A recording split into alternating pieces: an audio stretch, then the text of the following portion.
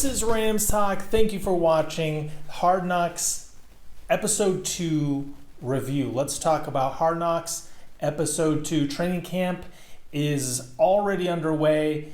The pads are on, so I want to just start off with a quick hit of some notes from what's been happening at training camp before we get into this episode, because this is stuff that's like a week ago. But new things, pads are on yesterday.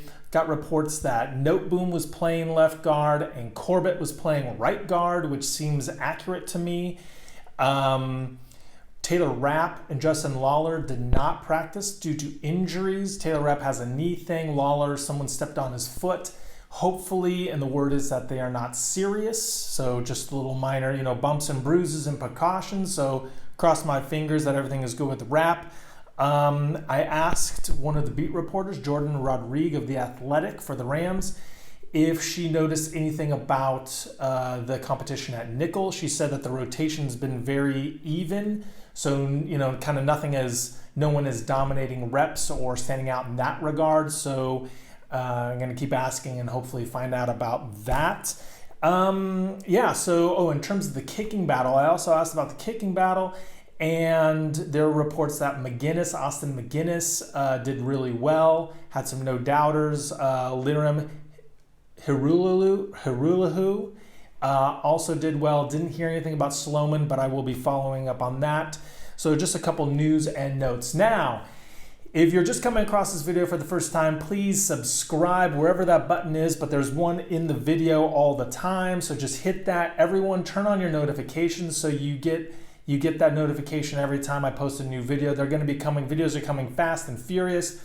To all the subscribers, all the new ones, welcome aboard. All the old ones, thank you for staying on, for all the comments in the last video. The last video was about what are the Rams going to do to make up for the lost sacks and pressures with the loss of Dante Fowler and Clay Matthews, and to an extent Corey Littleton. So we talked about Obo, and we talked about Leonard Floyd and Ebukam, and potentially Terrell Lewis, who also stood out to a lot of people who saw him in pads, just like his physique and how big he was. So he was kind of a standout. So they're going to bring him along slowly, but Terrell Lewis could really turn it on. I think he's kind of a project for the season. So anyways, if you want to really get in contact with me or get in touch with me on a more fluid basis, follow me on Twitter at Real LA Rams Talk or on Instagram at LA Rams Talk. Also join the community of YouTube NFL team creators like myself on Fan to Fan Network, so fantofannetwork.com, or on the Twitch channel. We're doing live streams talking about all things NFL. So if you just want more NFL programming, just go to Twitch and find FTFN or Fan to Fan. I think I'm going to be live streaming on there on this Thursday. So I'll post more updates on that. So anyways, let's just get into this Hard Knocks Episode 2. So if all the NFL teams were food, right? The San Diego Chargers would be a plain bowl of rice. Not rice like, with teriyaki chicken, not rice involved in sushi, just a bowl of rice. No soy sauce, nothing additional, just rice, right? So you watch this episode and everything they're talking about is just COVID and Seth Ryan and his COVID, and you see some slow motion Justin Herbert, throwing balls, slow motion cornhole beanbags being tossed. I mean, there was nothing nothing of much football relevance, really. It was just a bowl of rice. No one on that team really galvanizes me unless it's Anthony Lynn, the coach. I mean, and if you want to give it a food metaphor using Anthony Lynn, since he's a master barbecuer, I'd say it's grilled tofu. They're grilled tofu. It's just forgettable. It's nothing. It's bland. You don't even want that, right? Whereas the Rams are an animal-style double-double with chilies. Now that's a little pro tip for everyone here in SoCal and around in and out. If you like spicy, it's not on the menu, just like animal style isn't on the menu, but you can get it with chilies. I like pepperoncinis, like a spicy pepperoni, it just takes the double animal style to another level. So that's the Rams. Flavor, you got sass, you just got, the character is just there. You have McVay, a lot of football stuff going on. They're on the field, they're practicing, you're seeing the drills, you're seeing the faces. So to me, it was just the contrast of the two teams and the flavor and the style, and the Chargers don't have any, and the Rams have a lot, and that just really makes me happy that like my team is representing like that. And no offense to Joey Bosa, but I mean like tofu, man, tofu. So the first thing that I'm really getting from this episode, and this is really revolving around the Chargers, and this relates to all teams though, is that it sucks to be a rookie, especially an undrafted free agent rookie, or one that was on the practice squad last year, someone buried in the depth chart, because guys are getting cut without showing anything. You have maybe 4 or 5 reps a day to really show off, and you got to be perfect in those reps. And you looked at Austin Eckler, and it wasn't until the 4th preseason game against the Niners a couple of years ago when he stood out. You see that special teams play of him chasing all around, so special teams is an avenue. You're reminded that a lot of these guys are thinking about special teams as their avenue to the roster. So it's just incredibly difficult, and you have to come in ready to fire. And that's why that rookie running back who was out of shape, it's like, listen, I know you're like a 21-year-old kid, right? I totally get it. But like, if there's one thing you can do, it's like go running, eat a salad. It's tough.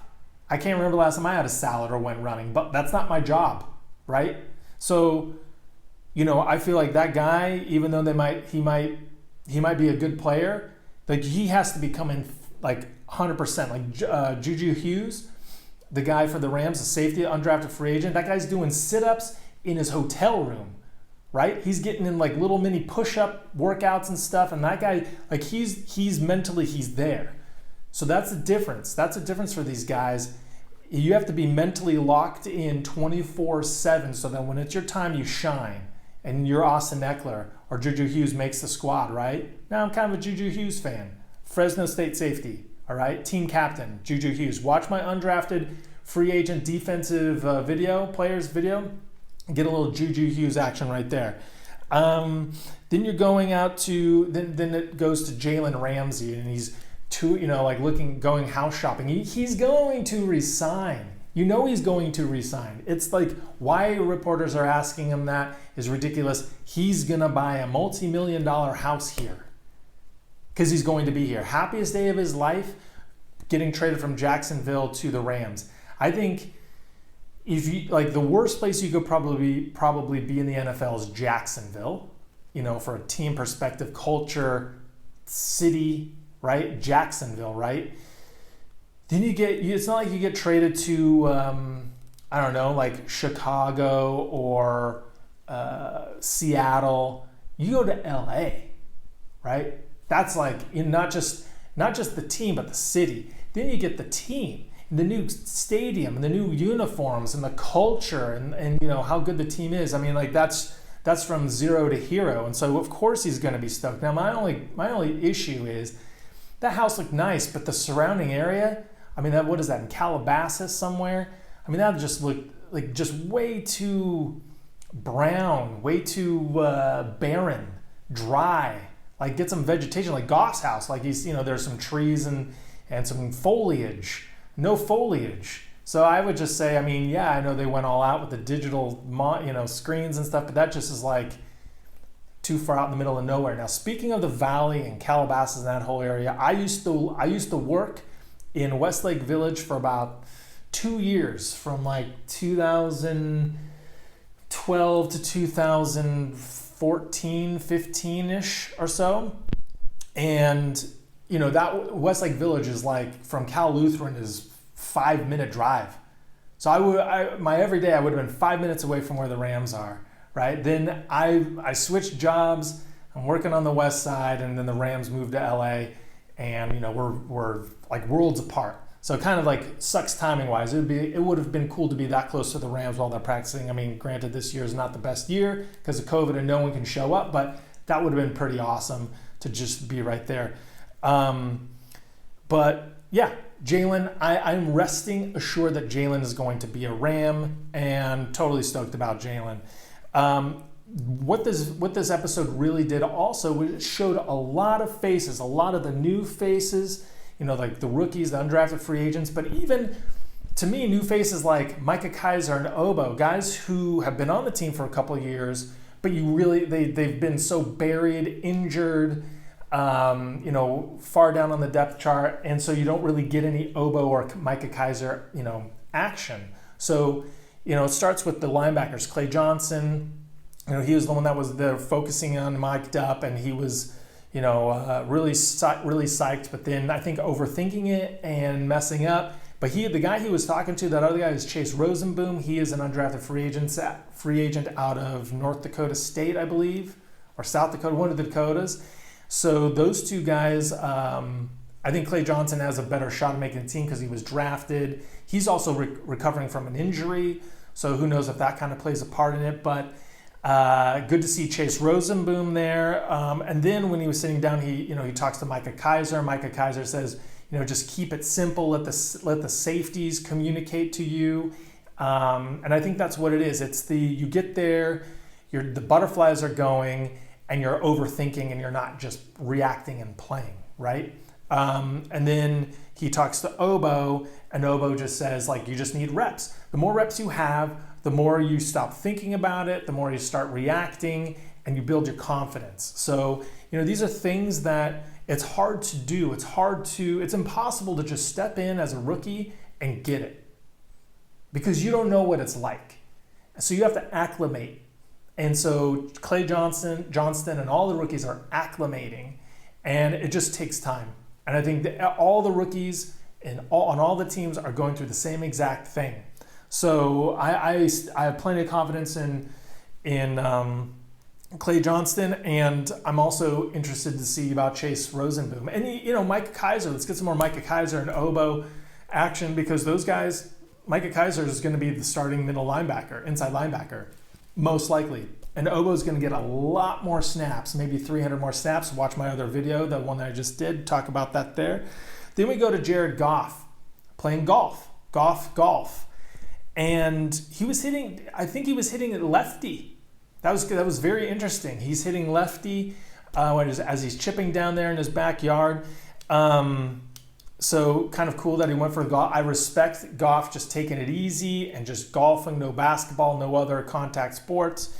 I noticed back, that little table up there was a can of Red Bull. He is a Red Bull athlete. In fact, that's where I was working for a couple of years in the States, in Santa Monica. In fact, a little side story, I get up from my desk. I'm just walking out the back, I think, to go to lunch.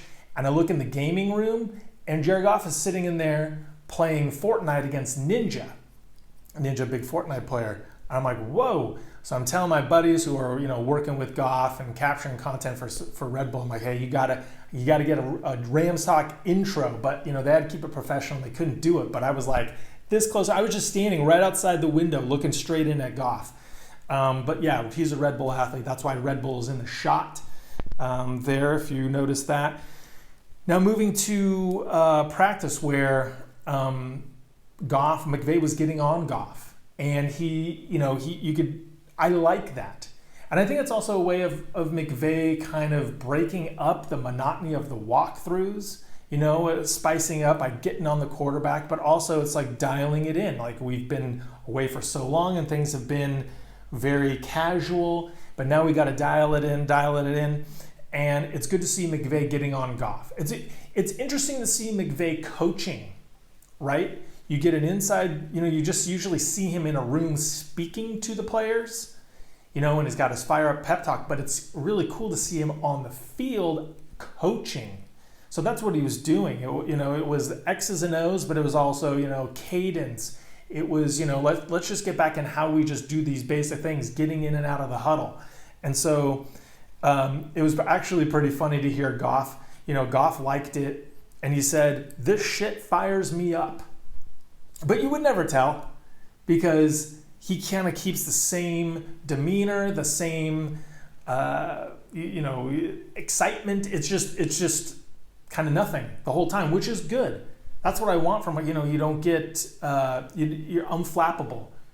You don't lose confidence when you're doing poorly. You don't get overly confident when you're doing well. Like your heart rate, BPMs are just like steady, So I like that, even though he was fired up. But it was really cool to see McVay coaching. So that was really awesome. Now, one of the things I've been thinking about a while is I really need to do a Aaron Donald appreciation video, or get into some Aaron Donald stuff, because he's the best player in football, in my opinion, non-quarterback especially.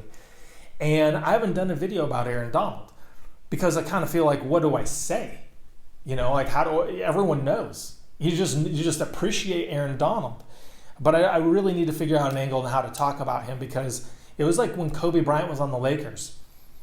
I knew early in his career that at one point in time he wouldn't be on the Lakers anymore, and that the taking him for granted, I never wanted to do it. I wanted to kind of appreciate all the time he spent on the Lakers. And so with Aaron Donald, in football, the age, you age out much quicker.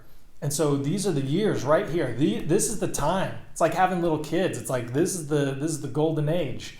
So really want to appreciate AD, and it wasn't that he is such an amazing player, but you got to see how he is as a teammate, right? So, and also you got to see through that a lot of undrafted free agents. When I say a lot, I mean like two. But you see Sebastian, you see Sebastian Joseph Day go through a thing. You see Greg Gaines go through a little drill. You see Michael Hoyt kind of look like the nerdy, tall white guy. And he does the drill that Aaron Donald is coaching him up on. He says, great job. Michael Hoyt, I really feel good about Michael Hoyt making the roster, or at least the practice squad, and then Jonah Williams. And that's when McVay later on is saying, you see how Aaron Donald understands why we're doing this drill. And so he is coaching Jonah Williams on, it's not like we're just kind of going through the motions, but this is why we are doing this. And when your best player is like that and he's leading the charge, that's everything. That's what you want. You want a guy who is a team member or a teammate first. And it's just like these guys could have been drafted by any team, and they could have had any defensive tackle giving them tips, but no one is as good as Aaron Donald. AD, I keep wanting to say Anthony Davis, Aaron Donald. So that's valuable stuff. But also it was cool to see some of these other players on the Rams you don't really get to see. So I'm really stoked about that, and I'm curious, what do you guys think about Aaron Donald this season? Will he get more than 12.5 sacks? I say yes. I think he's going to be in the 14 to 15 sack range. But yeah, what do you think? And then the last point I'm going to make is Andrew Whitworth and Tremaine Ingram. Now, Andrew Whitworth, when you see him out there, he looks like an old guy. I'm older than him, right? So the NFL will age you. It's like being president. Look at Barack Obama before president and after president. Like, whoa, that chewed him up and spit him out. So Whitworth, you even see those old clips, and he still kind of had a little bit of hair going on when he was on the Bengals. But, he's coaching up Tremaine Ingram. And these are all little tidbits. Even as an NFL fan, I love seeing these just for myself. Just like, what are the little tips and the tendencies of defensive linemen trying to get in on offensive linemen. So it's just this pass down of knowledge. And when your stars and your top players are doing that to the young guys, that's everything. So anyways, that's pretty much my wrap up. I really enjoyed this episode. I felt it skewed way more towards the Rams. We've got a lot more juicy content and information about the Rams compared to the Chargers. I hope it continues that way. So yeah, and hopefully the next episode we'll get more action from the helmet on practice, and even maybe they get some stuff from the pads. So we'll see what they do. But anyways, thank you for watching. Like I said, if you haven't subscribed, hit the button, watch another video, tell me what you think. Head over to Fan Network, watch me there, watch everything there, get more NFL stuff there. Really stoked about this training camp going on. Really appreciate everyone for watching and making it to the end, as I know all of you did. And as always, go Rams.